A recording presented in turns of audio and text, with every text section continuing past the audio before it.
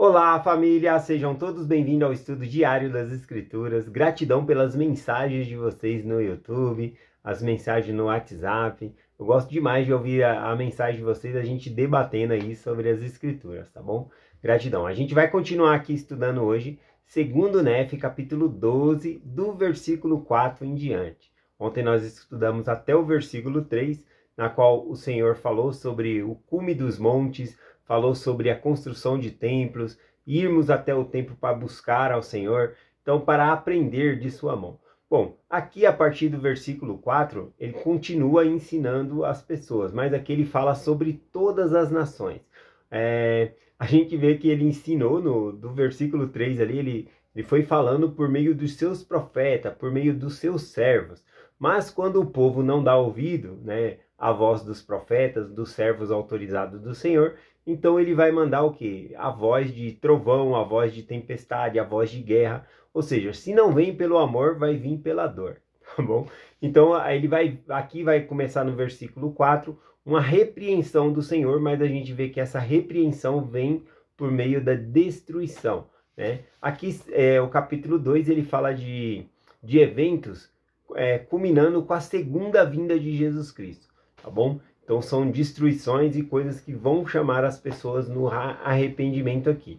Versículo 4 diz: E ele julgará as nações e repreenderá muitos povos, e converterão as suas espadas em enxadas e as suas lanças em foices. E não levantará espada nação contra nação, nem aprenderão mais a guerrear. Então o significado aqui da palavra julgar, né, significa repreender. E aqui a gente viu que o Senhor vai usar espada para repreender ali, né? Castigar o povo por meio de guerra. Vai haver muitas guerras, mas depois que essas guerras servir para o propósito do Senhor, que as pessoas se arrependerem, essas guerras vão ter um fim, né? Acredito então que é no milênio, né? Onde a era de Cristo, né? O próprio Cristo reinando entre nós. Então aí sim as espadas, né? As armas de guerra vão ser transformada em enxadões, em lanças, né? Ou em lanças vão ser transformadas em foice, ou seja, são instrumentos de guerras que são transformados em coisas para colheita, para plantar, tá bom? Para prosperidade. Então ele começa a falar sobre essa parte aqui. Bom, então depois que haver essas guerras, que aqui, no caso, ele falou que é para repreensão das nações, ou seja, para julgar as nações, ele vai fazer essas guerras. Então, depois disso, ele vai abolir as guerras, tá bom? Vai haver um reino de paz aqui, de acordo com o versículo. Aqui também, a gente vê semelhante a Miqueias, né? Miqueias, capítulo 4, versículo 3. Ele fala praticamente a mesma coisa que Isaías está dizendo aqui, mas com algumas palavras diferentes. Continuando aqui, versículo 5, diz assim: Vinde, ó casa de Jacó, e andemos na luz do Senhor. Sim, vinde, pois, vós, todos vós desviaste cada um para os seus caminhos iníquos. Aqui a gente vê o profeta Isaías fazendo um apelo às pessoas. Sai do caminho iníquo, vinde, né, ao Deus de Jacó, vim ao Senhor. Ele faz um apelo para que as pessoas saiam do caminho da iniquidade. Aqui ele fala que todos se desviaram por caminhos de iniquidade. Ele continua aqui, né, essa parte que ele faz aqui da luz, né, que significa que andemos na luz do Senhor. A luz, nesse versículo aqui, se refere à inspiração, à influência do Espírito Santo, que é nos dada também por meio da nossa retidão, por meio da nossa dignidade. Então, por isso que ele chama e clama as pessoas para sair da iniquidade e vir para a luz do Senhor, para receber essa revelação. Aqui, no versículo 6, continua: Portanto, tu, ó Senhor, desamparaste o teu povo, ó casa de Jacó, porque estão cheios dos costumes do Oriente e dão ouvido aos adivinhos como os filisteus, e associam-se com os filhos de estranho. Aqui, né, quando ele fala o motivo dessas guerras, e aqui fala que o Senhor voltou as costas, né, para o povo aqui. Por quê? Porque eles se associaram com outros povos. Tá bom? Eles saíram da lei do Senhor e começam a seguir outros povos aqui, né? Quando ele fala aqui, ó, porque estão cheios dos costumes do Oriente, que dão ouvido aos adivinhos como os filisteus. Os filisteus, ele consultava, né, os mortos, né, por meio de pessoas que consultam, né, e coisa que as escrituras sempre condenou, tá bom? Então ele está falando, eles estão deixando de buscar a Deus e estão buscando adivinhos, né, seja qualquer método aí de adivinhação que as pessoas, seja de ler mão ou ler outro tipo de coisa, o Senhor abomina, né? A gente deve sempre buscar ao Senhor para ter essa luz, essa revelação, e não buscar outros meios, tá bom? Continuando aqui, essa parte aqui, quando fala aqui sobre associam com os filhos de estranho, né? Lá em Isaías, na Bíblia, né? Isaías capítulo 2, referindo-se ao versículo 6, lá fala assim, mostram o seu contentamento, né? com os estrangeiros. Aqui significa, então, no hebraico, apertam a mão, né? Ou seja, fazem confênio com eles. Eles se associam com povos estranhos e acabam tendo o costume dos povos estranhos. Como ele falou aqui, de consultar adivinhações e coisas assim, ao invés de buscar ao Senhor. Então o Senhor condena essa prática aqui, tá bom? Ou seja, ao invés de praticar as leis dadas por Deus, eles adotaram prática e costume dos iníquos. Então o Senhor pede para que eles possam se arrepender aqui. Isaías está chamando a atenção aqui. Agora aqui o versículo 7 e 8, ele contém um paralelismo triplo, tá bom? Vou ler o 7 e 8 aqui. Diz assim, sua terra também está cheia de prata e de ouro, e não tem fim os seus tesouros. Também está cheia a sua terra de cavalos e de carros, que não tem fim. Também está cheio as suas terras de ídolo, e adoram as obras de suas mãos. Aquilo que fabricam seus dedos. Aqui o paralelismo triplo, né, significa a prata, o ouro e também os tesouros que as pessoas buscam. E aqui, Isaías tanto está falando para a época dele, como ele está falando também para a nossa época, né? É como se Isaías estivesse vendo nossos dias agora, essas avenidas grandes cheias de carros, né? Carros tão diferentes e luxuosos. E as pessoas adoram as obras de suas mãos, fabricados com os dedos, né? Tudo aquilo que nós fazemos com o dedo, fabricação, carro, outras coisas, é disso que Isaías está falando, das pessoas adorar objetos ao invés de adorar ao Senhor aqui. Então aqui dá a entender, né, como se ele estivesse vendo a nossa época, falando sobre o materialismo, as pessoas gostando mais e buscando mais as coisas materiais do que buscando ao Senhor.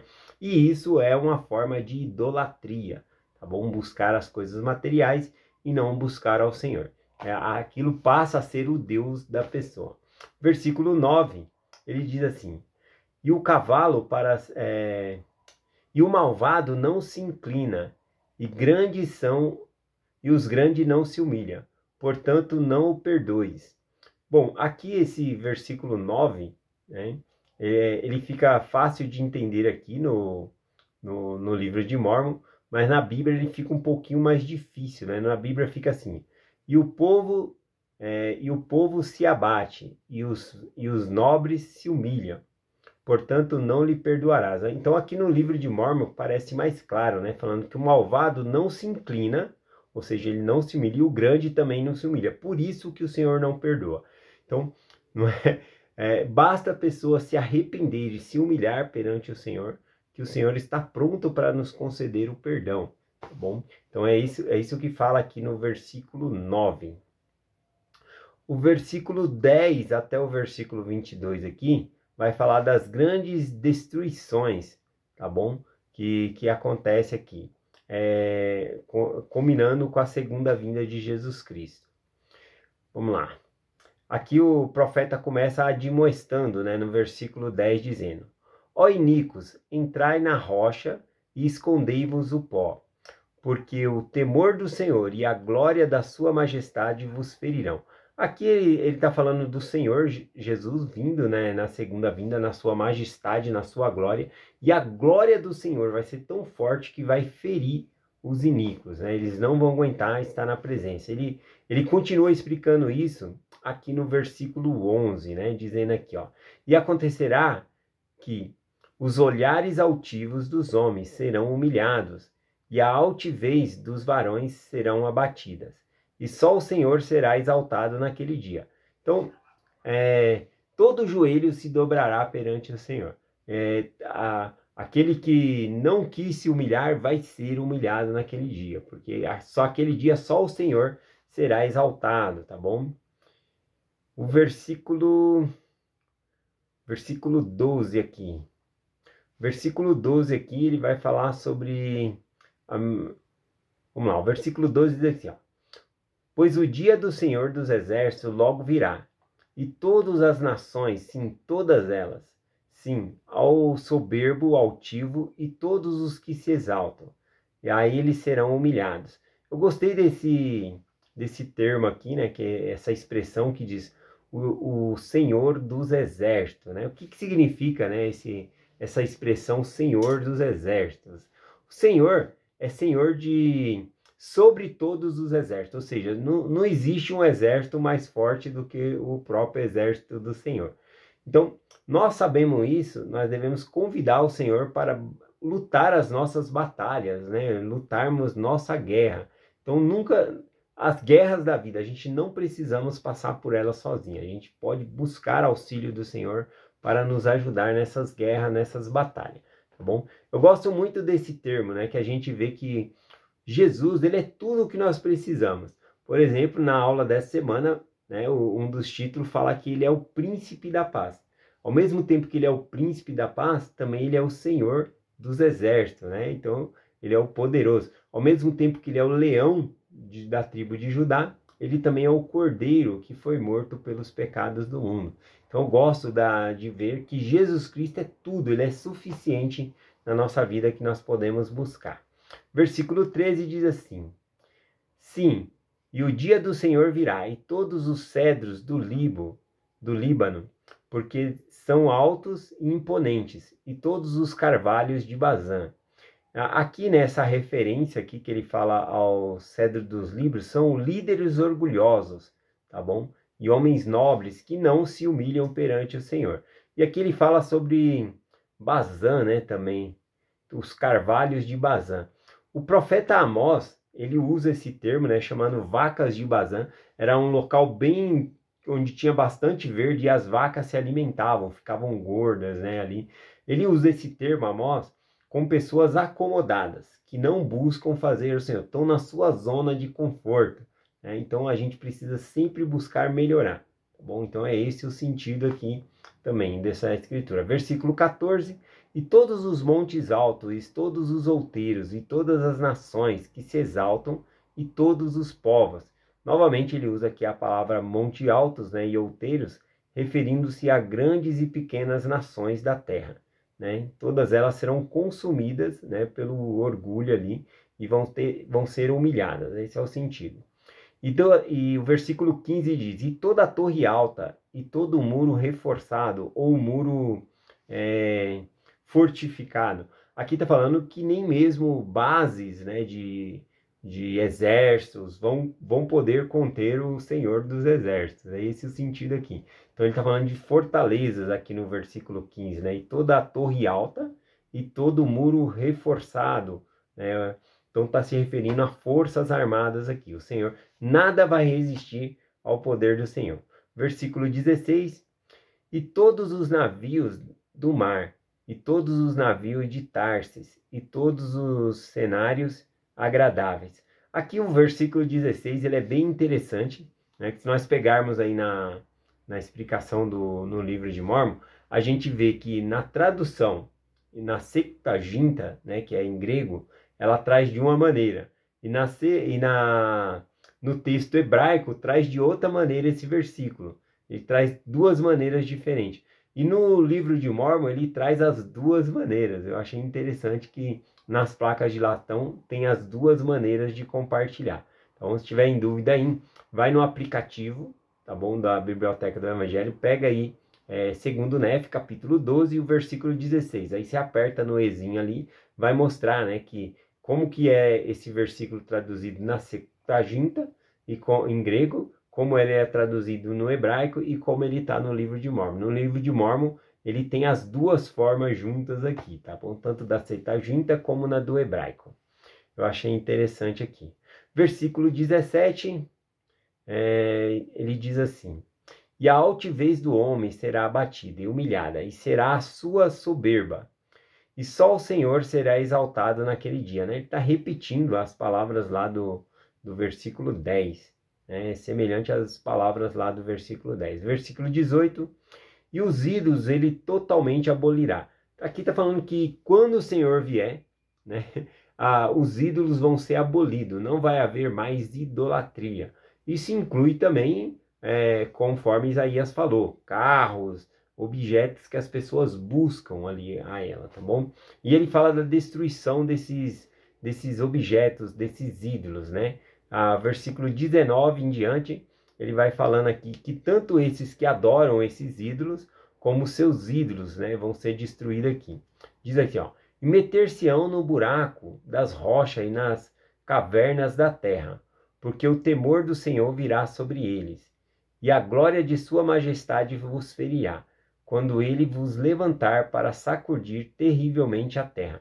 Esse sacudir terrivelmente a terra aqui é um terremoto, né? O Senhor, quando vir, vai haver um grande terremoto. E a glória do Senhor vai ferir os iníquos. Então eles vão ficar tão apavorados para não estar na presença do Senhor, que eles vão entrar, né, na cavidade das rochas, em buracos, para se esconder da glória do Senhor. Mas não vai haver um lugar sequer na qual a glória do Senhor não penetre, né? Não vai adiantar tentar se esconder, não. O versículo 20 aqui ele continua. E naquele dia o homem lançará as topeiras e aos morcegos seus ídolos de prata e seus ídolos de ouro, que fez para ele próprio adorar. Então, interessante que fala que vai jogar esses ídolos, né, às topeiras e aos morcegos. Por quê, né? Esses animais, vivendo ali em caverna, eles não enxergam, né, a topeira e também o morcego. Então, para eles, não vale nada essas coisas. Ele está falando que os ídolos aqui também não valem nada. Esse é o sentido aqui, que não valerá nada esses ídolos aqui, tá bom? Versículo 21. Para entrar pelas fendas das rochas e pelos cumes dos penhascos, porque o temor do Senhor virá sobre eles, e a majestade da sua glória ferirá, quando ele se levantar para sacudir a terra terrivelmente. Eu acho que eu já li esse versículo 21, eu acabei de ler. Eu acho que eu repeti ele 2 vezes aqui. Vamos para o próximo versículo aqui. Versículo 22. Afastai-vos do homem, cujo fôlego está ao seu nariz, pois em que se deve ele ser estimado? Aqui fala sobre não confiar no braço da carne, né, no homem, mas confiar no Senhor. Eu acho que todo esse capítulo fala sobre isso, sobre nós confiarmos em Deus e buscarmos a Deus na nossa vida. Tá bom?